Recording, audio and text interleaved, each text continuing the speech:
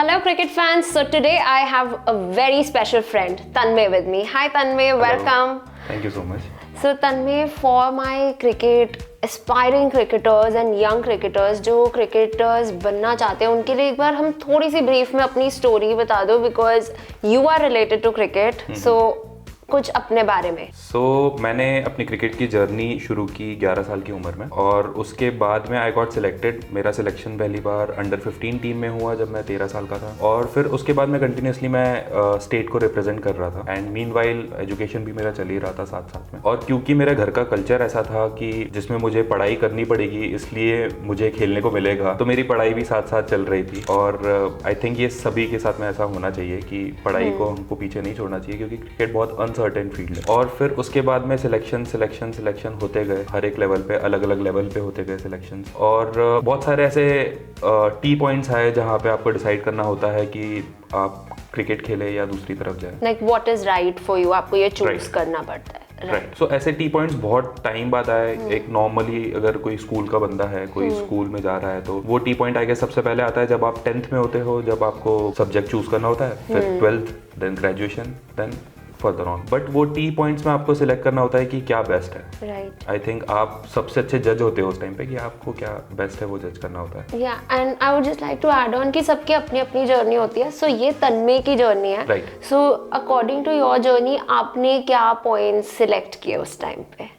10th में मुझे पता था कि मेरा थोड़ा सा एनालिटिकल स्किल्स ज़्यादा है। Okay. और मुझे मैथ्स और फिजिक्स से प्यार था, तो टाइम मैनेजमेंट करना वो बच्चा 13 साल से सीख जाता है क्योंकि उसको खेलना भी होता है, उसको पढ़ाई की भी करना होता है। तो ये एक जो स्किल डेवलपमेंट होता है वो तभी से शुरू हो जाता है उसकी लाइफ में। सो आपका बोर्ड्स का रिजल्ट कैसा रहा और आपकी क्रिकेट का उस टाइम क्या पेस चल रहा था? मैं 12th में एक भी दिन स्कूल नहीं जा पाया था और मेरा 12th का पहला दिन था, वो था मेरा फिजिक्स का फाइनल प्रैक्टिकल और मेरा दूसरा दिन था केमिस्ट्री का फाइनल प्रैक्टिकल। ओके। मैंने एग्जाम दी और क्योंकि मेरा इंटरेस्ट फिजिक्स और मैथ्स में बहुत ज़्यादा था तो मैंने अच्छा परफॉर्म किया उन दोनों सब्जेक्ट्स में। मेरे को केमिस्ट्री से बहुत डर लगता था क्योंकि अगेन उसमें थोड़ा बहुत आपको रट्टा मारना होता है।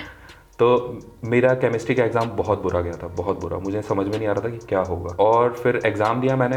एग्ज़ाम देने के बाद में हमारा श्रीलंका टूर था, तो मैं श्रीलंका में गया। श्रीलंका में मैचेस चल रहे थे और जिस दिन रिजल्ट आया मुझे घर से फ़ोन आया। मेरी मम्मी ने फ़ोन उठाया। आई कॉल हर आई because I am a Maharashtrian. आई ने फ़ोन उठाया और आई ने बोला कि बेटा ये क्या कर दिया तूने। मैंने बोला कि क्या हो गया।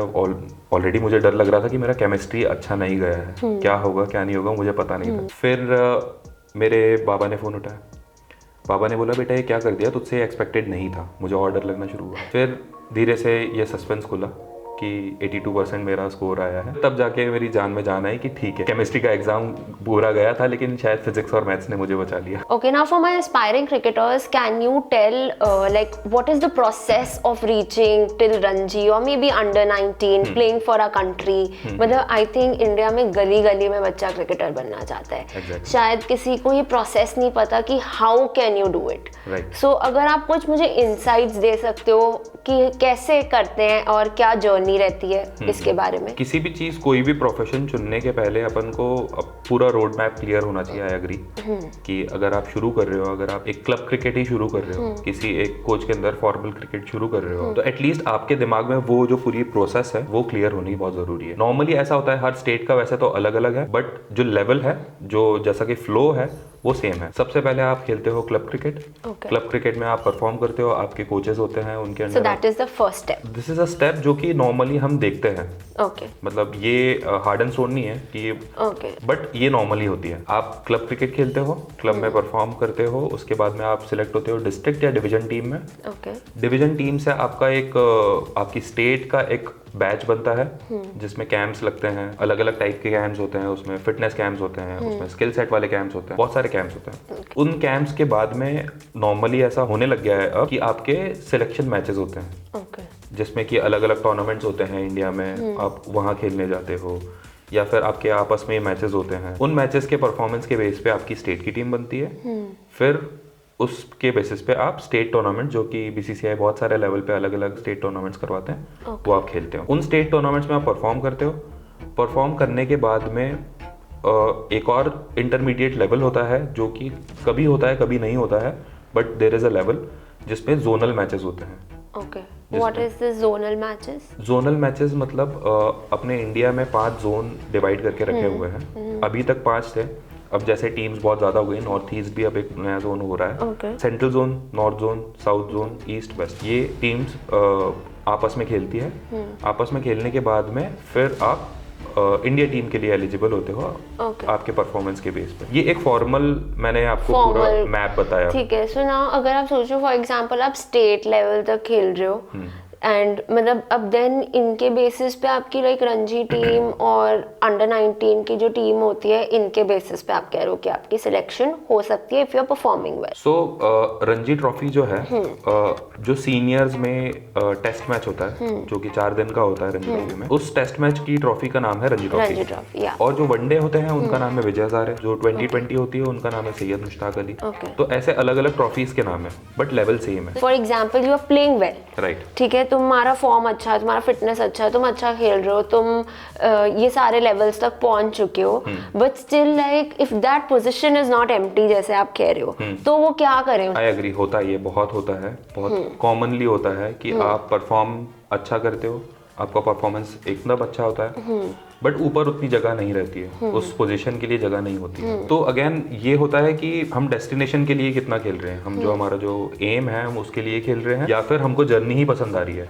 हमको जो हम परफॉर्म कर रहे हैं, जो हम जितना हम खेल रहे हैं, हमको वही पसंद आ रहा है। तो आई गेस ये बहुत जरूरी होता है कि हम अगर अपने मेन मकसद के लिए खेल रहे हैं, आई एग्री, रिजल्ट ओरिएंटेड होते हैं, होना पड़ता है क्योंकि उसी लिए खेल रहे हैं। या एंड आई थिंक पता है करियर पर्सपेक्टिव से आप देखो, तुम मतलब जो लोग क्रिकेट खेल रहे होते हैं ना वो काफी टाइम अपने घर पे रिस्पॉन्सिबल होते हैं एक पोजीशन पे पहुंचने के, बिकॉज लाइक खेलना एक शौक है, एक हॉबी है, एक टैलेंट है, ठीक है, बट और भी बहुत सारी नीड्स होती है लाइफ में टू एक सर्टेन एज में जब तुम्हें लगता है कि नहीं I need to reach this level, because सबकी फैमिली नीड्स होती है, पर्सनल नीड्स होती है। So keeping all of that things in mind, I think India में क्रिकेट के ऊपर बहुत ज्यादा प्रेशर है। राइट, बहुत ज्यादा प्रेशर है। एक रीजन ये भी है क्योंकि इंडिया में इतना ज्यादा क्रिकेट लोग खेलते हैं कि कंपटीशन भी उतना ही है। जितना ज्यादा कंपटीशन होता है उतना आपकी जगह सिक्योर नहीं होती है। आप 3 मैच में 4 मैच में खराब परफॉर्म करते हो तो 5 लोग और लगे हुए हैं लाइन में, उनको मौका मिलता है, आप वापस से पीछे हो जाते हो।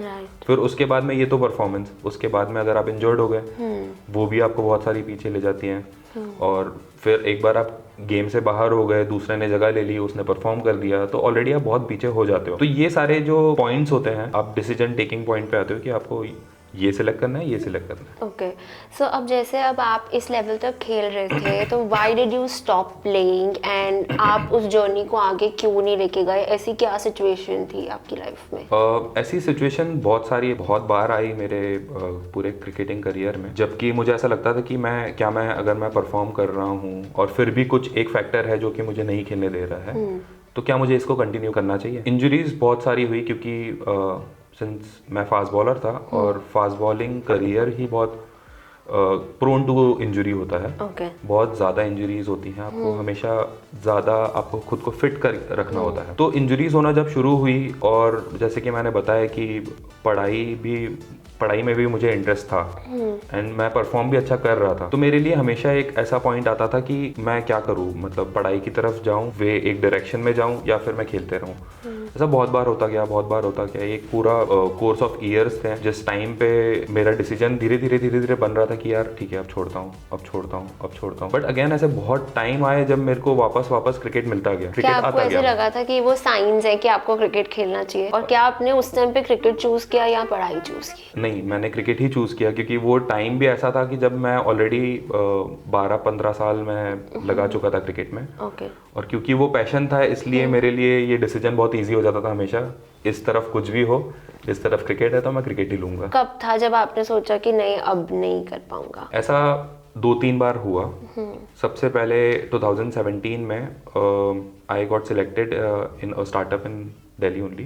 एक स्टार्टअप में मेरा सिलेक्शन हुआ और उस टाइम तक मेरे को 2-3 इंजरीज हो गई थी, मैं बहुत थोड़ा पीछे होने लग गया था, बट एक लेवल पे खेल रहा था मैं, स्टेट लेवल पे खेल रहा था मैं, सीके नायडू खेल रहा था। बट फिर उस टाइम पे मैंने डिसाइड किया कि चलो ठीक है अब बोरिया बस्तर बांधते हैं अपना और दिल्ली आते हैं। Okay. मैं दिल्ली आ गया। जब मैं इधर पहुंचा तो वापस से मेरे को कॉल आया कि मेरे को टीम ज्वाइन करनी है एक सो एंड सो टूर्नामेंट के लिए। मैं वापस ये वाली जॉब का इंडक्शन मैंने किया। मैं एक दिन, आई एम सॉरी ऐसा नहीं करना चाहिए, मैं मानता हूँ, बट उसके बाद में मैं वापस से, क्योंकि मेरे पास एक डिसीजन मेकिंग ऑप्शन था। ओके, तो आपने एक दिन वो जॉब का अटेंड किया, बट आप अगले दिन वापस चले गए टीम ज्वाइन करने क्योंकि आपको कॉल आ गया था स्टेट से। Right. ठीक है, ये एक इंस्टेंस था। उसके बाद में मैं खेला, मैं फिर से इंजर्ड हुआ।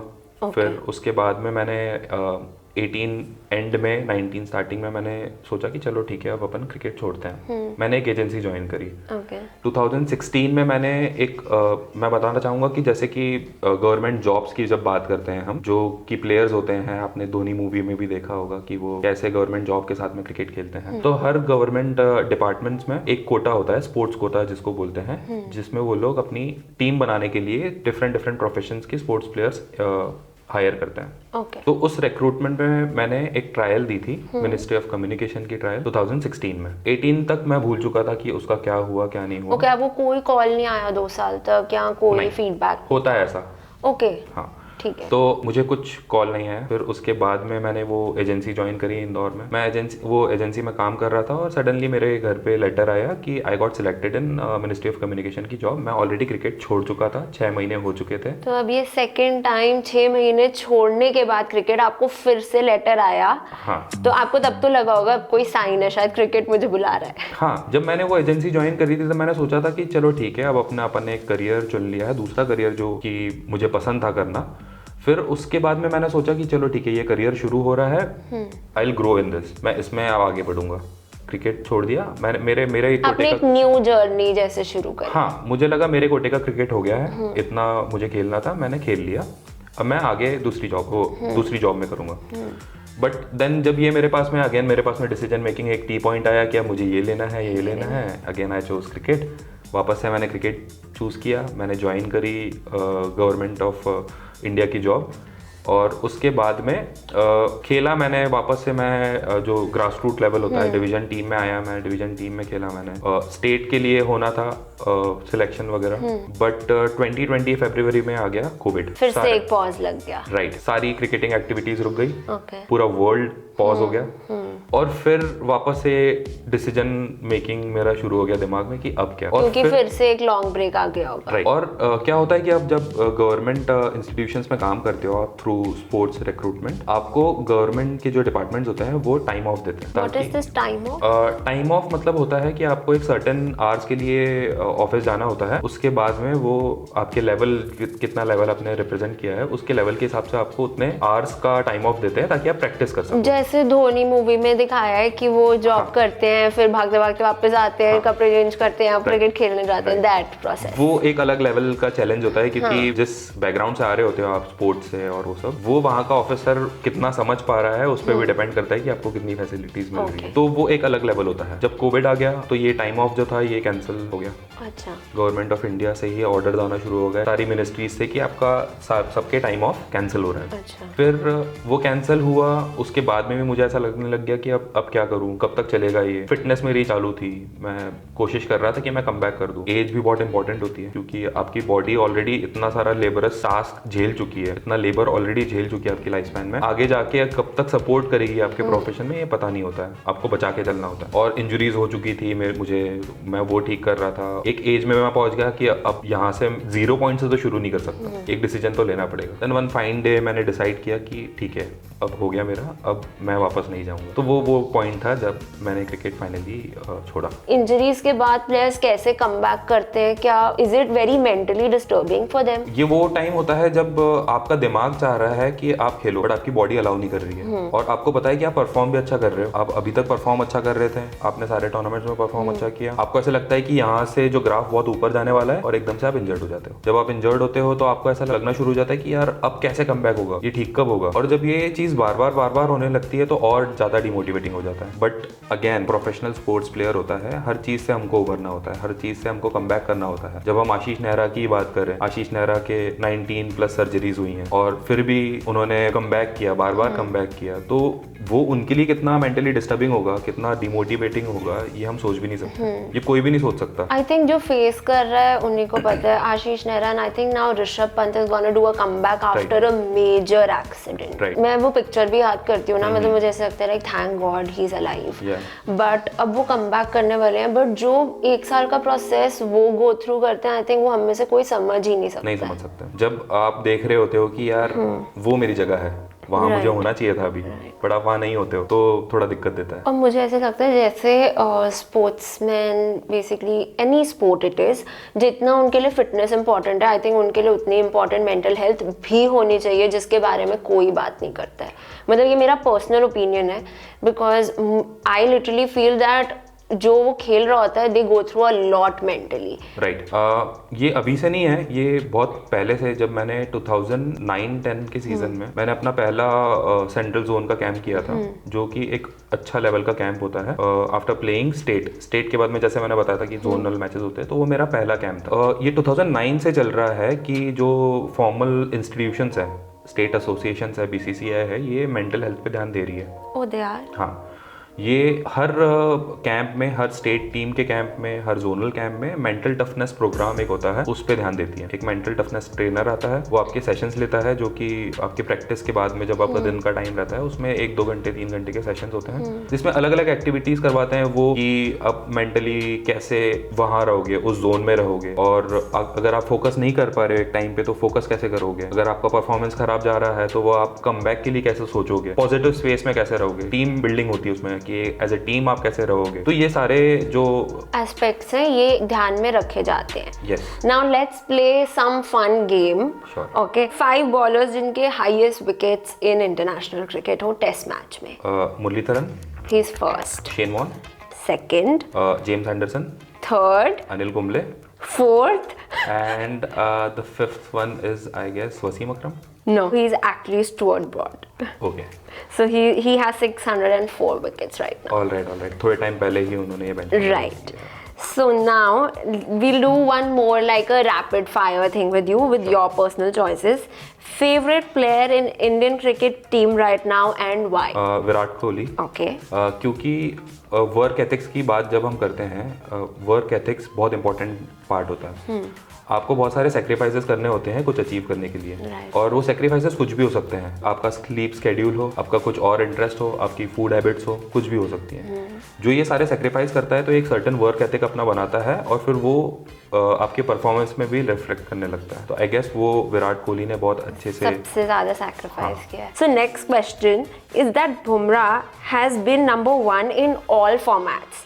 Do you think he can be a captain? Yes, I think, क्योंकि कैप्टनसी जो होती है इट्स नॉट अ पोजीशन, और ऐसा जरूरी नहीं है कि एक अच्छा प्लेयर या फिर वो नंबर 1 आए हैं, सब फॉर्मेट में नंबर 1 है, इसीलिए वो कैप्टन बन सकते हैं, ये जरूरी नहीं है। Okay. क्योंकि एक अच्छा कप्तान होना बहुत जरूरी है किसी भी स्पोर्ट्स में। और एक अच्छा कैप्टन जो होता है वो एक लीडर होता है, उसकी बहुत सारी स्किल्स होती हैं। वो आपकी टीम को कैसे कर रहा है, वो खराब टाइम में एक प्रेशर सिचुएशन में कैसा हैंडल कर रहा है। बहुत बार हमने देखा है जो लेजेंड्स होते हैं, बहुत बड़े बड़े लेजेंड्स होते हैं, वो एक अच्छे एज अ कैप्टन वो सक्सेसफुल नहीं हो पाते। Right. और बहुत बार हमने देखा है कि जो एकदम न्यू कमर्स होते हैं वो बहुत अच्छे कैप्टन बन जाते हैं, we know the name. But ऐसा इसलिए मैं कहूंगा कि एक अच्छा कैप्टन होना एक कैप्टनशिप, एक लीडरशिप, एक क्वालिटी, एक स्किल है, और वो बुमराह में है। Being in number 1 in all format आपके हिसाब से मैटर नहीं करता, that's a different skill set. Right. ठीक है, so now you have to name 3 captains who won under 19 world cup. ठीक है, जिनकी कैप्टनसी में इंडिया अंडर 19 वर्ल्ड कप जीती है। Okay. ठीक है, सो ऐसे कोई भी 3 कैप्टन्स आप नेम कर सकते हो, वैसे 5 हैं टोटल। Okay, so Yuvraj Singh? No. Ashok Maneria? No. Ashok Maneria is one, I guess. No. Unmukt Chand? Yeah. And your favourite? Virat Kohli? Yes.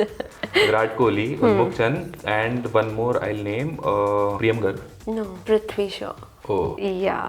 So now one last question और इसके साथ हम end करेंगे अपना ये session. Yeah. So as you say उन्मुख चंद, ठीक है, क्या आप उन्मुख चंद से मिले हैं या आपका कभी उनसे इंटरेक्शन हुआ है? हाँ, तो जिस बैच में मैं अंडर 19 इंडिया के स्क्वाड में था, मैं उस सर्किट में था, तब वो उसी बैच के वो कैप्टन थे। ओके, सो मतलब आपका क्लोज कांटेक्ट रहा है उन्मुख हाँ चंद जी। से। So now as we are hearing a news about that Unmukt Chand is going to play for USA after being an Indian cricket captain, और इस वर्ल्ड कप में, वर्ल्ड कप 2024 में वो इंडिया के अगेंस्ट खेलेंगे फ्रॉम यूएसए। सो इसके बारे में आपका क्या कहना है? अगेन वही कहना है कि कोई एंड नहीं होता है और कोई भी चीज़ शुरू करने का राइट टाइम नहीं होता है। उन्मुख चंद ने अपनी एज के 28, 27 आई डोंट नो कब उन्होंने डिसाइड किया, बट बहुत लेटर डिसाइड किया कि उनको इंडिया से जाके यूएसए में खेलना है। इसका कोई फैक्टर हो सकता है? नहीं, फैक्टर बहुत सारे होते हैं। आप एक टाइम पे आप सोचने लगते हो कि अब आपकी यहाँ पे जगह नहीं है, आप कितना भी परफॉर्म कर लो बट आप उस जगह को अचीव नहीं कर पाओगे। Okay, right place right time वाली चीज। राइट, एंड अगेन जब वो ये बहुत सारे फैक्टर्स ये भी होते हैं कि किसी को डिसीजन मेकिंग के लिए, क्योंकि एक टेक्निकल टर्म होती है कूलिंग पीरियड। आप जैसे अगर एक स्टेट भी आप स्विच कर रहे हो, आप अगर एक जैसे गुजरात से अगर आप महाराष्ट्र में जा रहे हो, स्टेट स्विच कर रहे हो, तो भी एक रूल बना हुआ है कि आपको एक सर्टेन पीरियड ऑफ टाइम उस स्टेट में डोमेस्टिक क्रिकेट खेलना होता है। ओके। किसी स्टेट में 2 साल होता है, किसी स्टेट में 3 साल होता है, किसी में 1 साल होता है। ये आपको तब करना होता है जब आप without having a government job या एक फॉर्मल जॉब या फिर आपका कोई स्कूल का एडमिशन, कॉलेज का एडमिशन उस स्टेट में नहीं है। ओके। अगर आप गुजरात से बिलोंग करते हो बट आपका एडमिशन हुआ है मुंबई के कॉलेज में, तो भी आप डे 1 से उसकी स्टेट टीम में आने के लिए एलिजिबल हो जाते हो। अच्छा। बट अगर ऐसा कुछ भी फैक्टर नहीं है, कुछ नहीं है, आपका एडमिशन भी नहीं है, आपकी जॉब भी नहीं है, तो आपको ये 2 साल का कूलिंग पीरियड सर्व करना होता है, जो कि उन्मुख चंद ने भी सर्व किया। ओके। मुझे नहीं पता यूएसए का कूलिंग पीरियड क्या था, बट उन्होंने भी कूलिंग पीरियड सर्व किया, जिसके बाद में वो अभी रिसेंटली ही यूएसए की टीम में आने के लिए एलिजिबल हुए। And I think it is right to move out of country because उन्होंने कंट्री के लिए खेला है, और ऐसा नहीं है कि वो अपनी नेशन को नहीं रिस्पेक्ट करते। सो मैं उस चीज़ को बहुत नॉर्मलाइज करना चाहती हूँ एंड पर्सनली समझती हूँ दैट अगर वो वहाँ से खेल रहे हैं तो हमें उनको उस चीज़ के लिए रिस्पेक्ट करना चाहिए। I think there should be no hatred for that. Do you believe in that? Totally I believe in that, क्योंकि 2 चीज़ होती है कि आपको देश से प्यार है या फिर आपको क्रिकेट से प्यार है। राइट। अगर आपको क्रिकेट से प्यार है, कोई और देश में जाके आपको वो प्यार अचीव करने को मिल रहा है, तो आपको जरूर करना चाहिए। बिल्कुल। Thank you so much Tanmay, I really loved it, it was amazing session with you and we will come back with something more, something next time. Definitely. तो दोस्तों अगर आपको ये वीडियो पसंद आई हो तो कमेंट करके बताओ अगर आप ऐसी और वीडियोस देखना चाहते हो। तो आज के लिए इतना ही, मिलते हैं अगली वीडियो में और मैच के और नए लोगों के साथ और नए रिव्यूज के साथ। So please like, share and subscribe the channel.